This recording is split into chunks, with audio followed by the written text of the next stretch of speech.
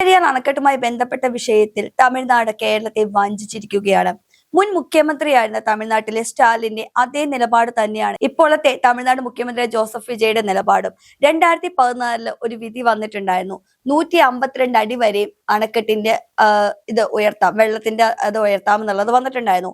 എന്നാൽ അതിൽ നിന്നും അത്രയും ഉയർത്തിക്കഴിഞ്ഞാൽ കേരളത്തിലെ ജനങ്ങളുടെ അവസ്ഥ വളരെ പരിതാപകരമായിരിക്കും. എങ്ങാനും ഡാം തകർന്നു കഴിഞ്ഞു കഴിഞ്ഞാൽ 5 ജില്ലകൾ കേരളത്തിന്റെ നാമാവശേഷമാകുമെന്ന് തന്നെ കേരളം ഉന്നയിച്ചിരുന്നു. എന്നാൽ ഇതിനെല്ലാം കാറ്റിപ്പറത്തിക്കൊണ്ടാണ് ഇപ്പോഴത്തെ തമിഴ്നാട് മുഖ്യമന്ത്രിയായ വിജയ് ഒരു തീരുമാനമെടുത്തിരിക്കുന്നത്. 2014 വിധി എന്താണോ 152 അടി വരെ ഡാമിന്റെ പരിധി ഉയർത്താം, അതായത് ഞങ്ങൾക്ക് അത്രയും അടി ഉയർത്താം, ഞങ്ങൾക്ക് പുതിയ അണക്കെട്ട് നിർമ്മിക്കാൻ താല്പര്യമില്ല, കാരണം തമിഴ്നാടിന്റെ അവസ്ഥ കൂടി ഞങ്ങൾ പരിഗണിക്കുന്നുണ്ട്. തെക്കൻ തമിഴ്നാട്ടിലെ ജനങ്ങളുടെ ജീവനാഡിയാണ് മുല്ലപ്പെരിയാർ അണക്കെട്ട്.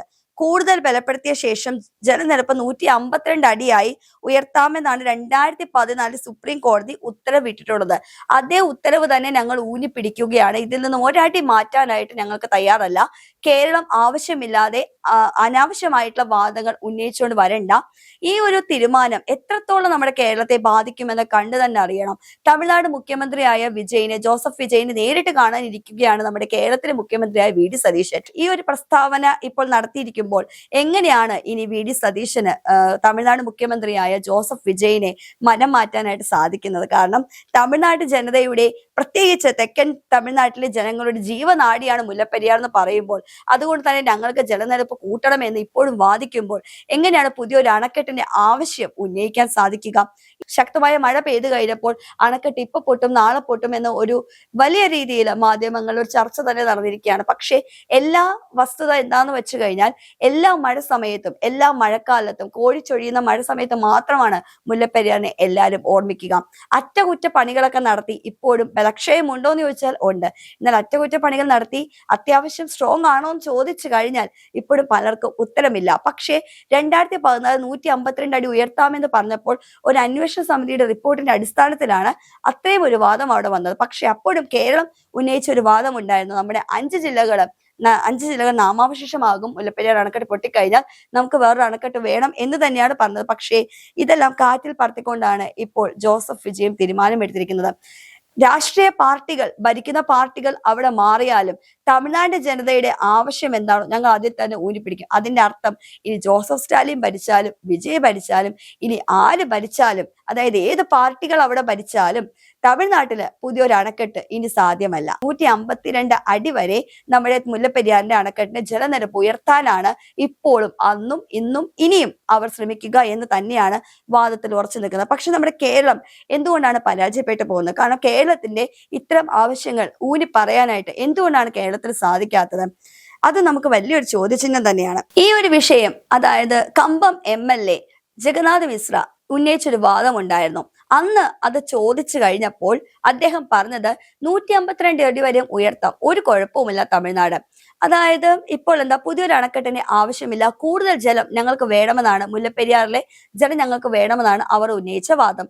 പക്ഷെ ഇത് നമ്മൾ TVKക്കാരോട് ചോദിച്ചു കഴിഞ്ഞപ്പോൾ അവർ പറഞ്ഞത് അത് അദ്ദേഹത്തിന്റെ ഒരു അഭിപ്രായം മാത്രമായിരിക്കും, അല്ലാതെ TVKയുടെ പൊതു അഭിപ്രായം അല്ലെന്നാണ്. പക്ഷെ ഈ ഒരു വിഷയത്തിൽ TVKയുടെ നാഥൻ എന്ന് തന്നെ പറയുന്ന ജോസഫ് വിജയ് ഉന്നയിച്ച വാദങ്ങൾ തന്നെ എടുത്തു നോക്കുമ്പോൾ അന്ന് ജഗന്നാഥ മിശ്ര സംസാരിച്ചത് ഏറെക്കുറെ സാമ്യമുള്ള കാര്യം തന്നെയല്ലേ? ഇതിനു മുന്നേ ചർച്ചാ വിഷയമാക്കിയ കാര്യം തന്നെയാണ്. എല്ലാവരും ഒറ്റക്കെട്ടായിട്ട് ഇതിന്റെ തീരുമാനം എടുത്താണ്. പക്ഷേ വഞ്ചിച്ചുകൊണ്ടിരിക്കുന്നത് കേരളത്തിലെ ജനതയെ തന്നെയാണ്. നമുക്കറിയാം, ഭാഷയുടെ അടിസ്ഥാനത്തിലാണെങ്കിലും എന്തടിസ്ഥാനത്തിലാണെങ്കിലും തമിഴ്നാട് ആ ഒരു കൾച്ചർ അവർ അങ്ങേയറ്റം വരെ, അതായത് മരിക്കുന്നവരെ കൊണ്ടു നടക്കുന്ന ആളുകളാണ് തമിഴ്നാട് ജനത എന്ന് പറയുന്നത്. അവരുടെ ഭാഷയെ അവർ ഏറ്റവും കൂടുതൽ നെഞ്ചോട് ചേർത്ത് വെക്കുന്നുണ്ട്. ഒരു ബോർഡ് തന്നെ നമുക്ക് നോക്കിയാലാണ്. അപ്പോൾ പിന്നെ തമിഴ്നാട് മക്കളുടെ ആ ഒരു വിശ്വാസത്തെയും അല്ലെങ്കിൽ തമിഴ്നാട് ജനതയുടെ ആവശ്യത്തെ നമ്മുടെ കേരളത്തിലെ ആളുകൾ തള്ളിക്കളയുന്ന പോലെ തമിഴ്നാട് ജനതയുടെ ആവശ്യത്തെ തമിഴ്നാട് സർക്കാർ ഒരിക്കലും തള്ളിക്കളയുകയില്ല. നമ്മുടെ കേരളത്തിലെ ജനതയുടെ ഇത്രയും ജീവൻ ഭീഷണിയാണെന്ന് അറിഞ്ഞിട്ടും കേരളത്തിലെ അന്ന് ഭരിച്ചിരുന്ന സർക്കാർ എന്തുകൊണ്ടാണ് ഒരു സ്ട്രോങ് ആയിട്ടുള്ള കാര്യം അവിടെ അവതരിപ്പിക്കാതിരിക്കുന്നത് എന്നാണ് അറിയാൻ പാടില്ലാത്തത്. 152 അടി ഉയർത്തുമെന്ന് പറയുമ്പോഴും മഴക്കാലം വന്നു കഴിഞ്ഞാൽ എപ്പോ വേണമെങ്കിലും പൊട്ടിപ്പൊളിഞ്ഞു പോകാവുന്ന അവസ്ഥയിലാണ്. അറ്റകുറ്റപ്പണികൾ നടത്തുന്നു എന്ന് പറയുന്നുണ്ട്. പക്ഷെ അറ്റകുറ്റപ്പണികൾ നടത്തിയാലും എത്രത്തോളം ആ ഒരു ഡാം സുരക്ഷിതമാണെന്ന് ചോദിച്ചു കഴിഞ്ഞാൽ ഇപ്പോഴും പലർക്കും ഉത്തരമില്ല. ഗ്രാവിറ്റി ഡാം ആണെന്നും പൊട്ടുകയില്ല എന്നും ഒക്കെ പറയുന്നുണ്ട്. പക്ഷെ ആ ഒരു സാഹചര്യത്തിൽ എന്തുകൊണ്ടാണ് കേരളത്തിന്റെ ആവശ്യം തമിഴ്നാട് അംഗീകരിക്കാത്ത? അതേപോലെ തന്നെ തമിഴ്നാടിന്റെ ആവശ്യം കേരളം അംഗീകരിച്ചു കൊടുക്കുന്നുമുണ്ട്. പണ്ടൊരു കരാറുണ്ടായിരുന്നു. അതായത് 999 വർഷവും തമിഴ്നാട്ടിൽ നിന്നും, അതായത് മുല്ലപ്പെരിയാറിൽ നിന്നും തമിഴ്നാട്ടിലേക്ക് വെള്ളം എടുത്തുകൊണ്ട് പോകാവുന്ന ഒരു കരാറിന്റെ കാലാവധിയൊക്കെ കഴിഞ്ഞിട്ടും ഇപ്പോഴും നമ്മളുടെ കേരളത്തിൽ നിന്നും കുത്തനെ അവർ വെള്ളം കൊണ്ടുപോയിക്കൊണ്ടിരിക്കുകയാണ്. എന്തുകൊണ്ടാണ് കേരളം എന്നൊരു സംസ്ഥാനം തമിഴ്നാടിന് മുൻപിൽ മുട്ടുമടക്കുന്നത്? കേരളത്തിലെ ജനത അത് ഉറ്റുനോക്കേണ്ട കാര്യം തന്നെയാണ്. യഥാർത്ഥത്തിൽ ഒരു കരാറിന്റെ വ്യവസ്ഥയിലാണ് വെള്ളം കൊണ്ടുപോകുന്നതെങ്കിൽ ആ കരാറെല്ലാം അവസാനിച്ചു കഴിഞ്ഞിരിക്കുന്നു. ഇപ്പോൾ നോക്കിക്കഴിഞ്ഞാൽ ഒരു കരാറും അവശേഷിക്കുന്നില്ല. അവശേഷിക്കാത്ത കരാറിന്റെ പേരിൽ ഇന്നും കേരളത്തിൽ നിന്നും അമിത ജലം കൊണ്ടുപോവുകയാണ്. തന്റെ അവകാശങ്ങൾ ഇപ്പോഴും തമിഴ്നാട് ചോദിച്ചു വാങ്ങിക്കൊണ്ടിരിക്കുകയാണ്. കേരളത്തിന്റെ ഏറ്റവും വലിയ ആവശ്യമാണ് മുല്ലപ്പെരിയാറിന്റെ ഒരു പുതിയൊരു അണക്കെട്ട്. ആ ആവശ്യമാണെങ്കിലോ അവർ അംഗീകരിക്കുന്നു പോലുമില്ല. ഇതൊക്കെയാണ് കേരളത്തിലെ ജനതയും തമിഴ്നാട് ജനതയും കണ്ടു പഠിക്കേണ്ടത്. തമിഴ്നാട് ജനതയുടെ ആവശ്യകത എന്താണോ തമിഴ്നാട് സർക്കാർ അതിൽ ഊന്നി പറയുകയും കേരളത്തിലെ ഇത്രയും 5 ജില്ലകൾ നാമാവശേഷമാകുമെന്ന് അറിഞ്ഞിട്ടും യാതൊരു കൂസലുമില്ലാതെ പിന്നെയും തമിഴ്നാടിന് മുന്നിൽ തല താഴ്ത്തിയിരിക്കുകയാണ് കേരളത്തിലെ മുഖ്യമന്ത്രി.